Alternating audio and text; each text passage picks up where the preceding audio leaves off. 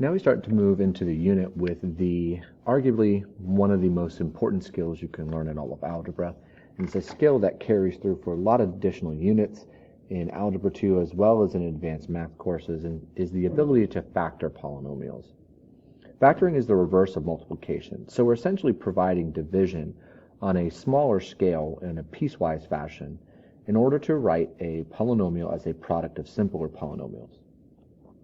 The first step whenever we're factoring anything is to identify the greatest common factor, if there is one.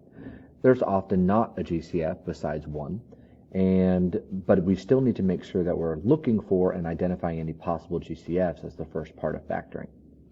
Factoring out is the process of undoing the distributive property to write a polynomial as the product of simpler ones. When we're finding a GCF, the first thing to do is look for the GCF, or the greatest common factor, of numerical coefficients. That's going to be the most laborious part, because finding the GCF of the variable factors is very quick. The GCF of the variable factors will always be the lowest degree among that variable. Then we can find the product of the factors in order to create the GCF of the monomials. So let's first look at finding numerical coefficients. We've got the numbers 20, 10, and 35. So there's a couple different ways that we can approach this. If you're very familiar with the factors of some common numbers, a lot of numbers that are smaller, less than, say, 100, then you might be able to just identify what the greatest common factor among them is.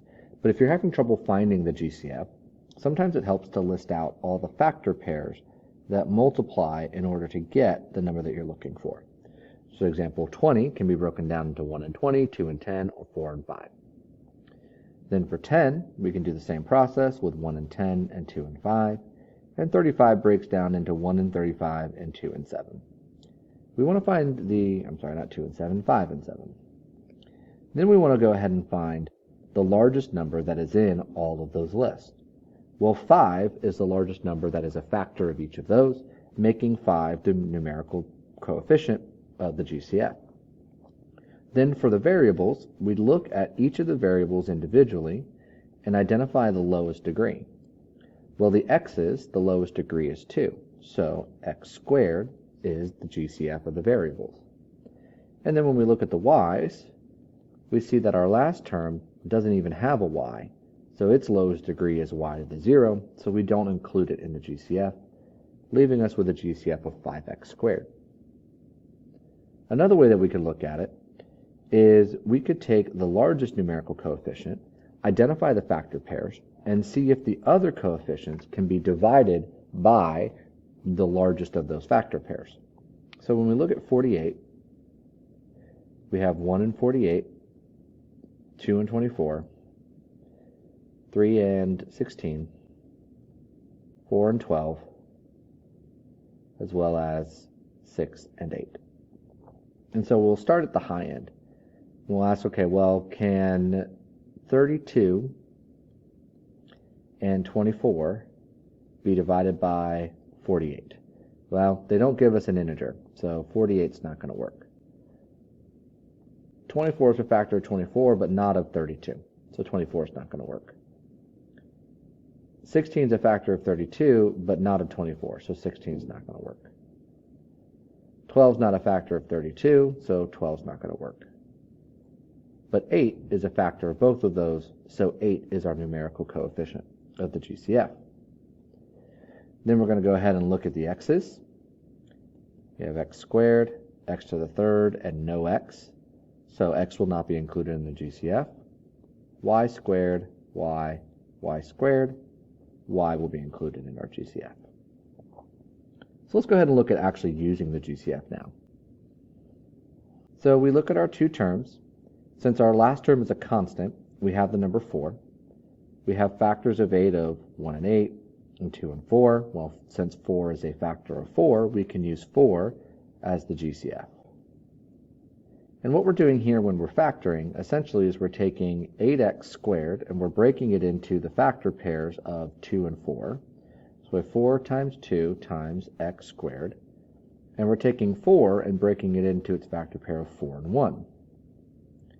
This gives us our common factor of 4. And we're going to undo the distributed property in order to bring out the 4.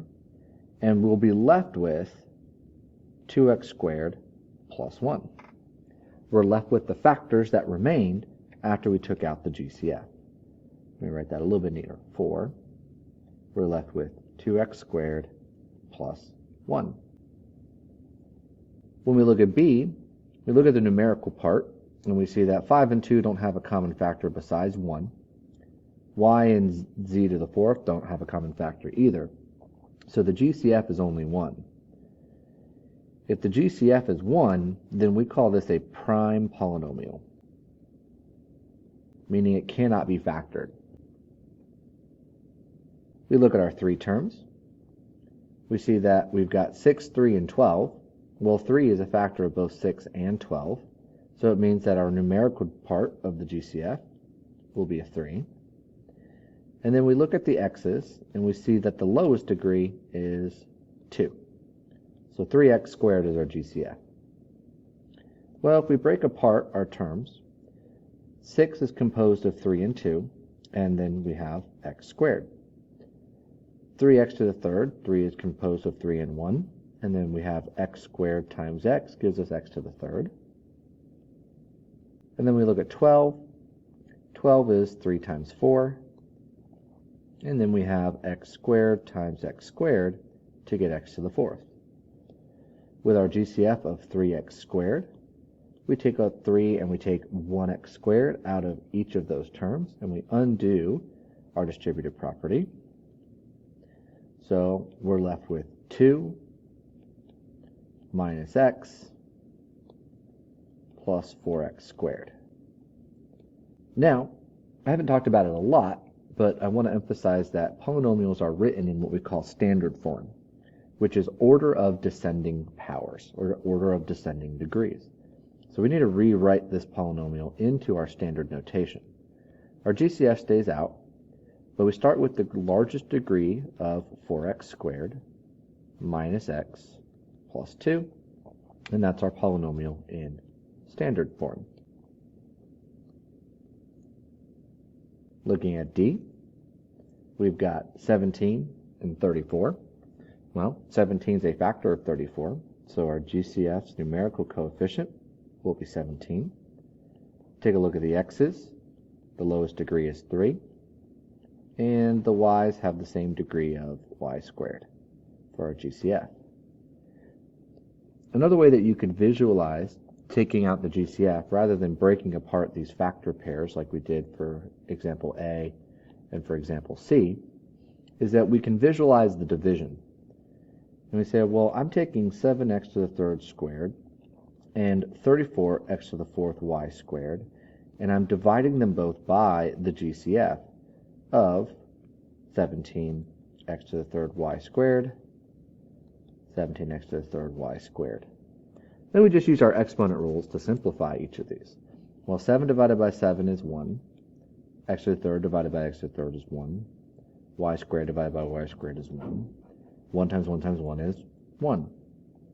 34 divided by 17 is 2. X to the 4th divided by x to the 3rd is x. X squared divided by x squared is 1. So we have 2 times x times 1, which is 2x. Bring down the minus sign. So when we factor out the GCF, we are left with 1 minus 2x. And then in standard form, we would have negative 2x plus 1.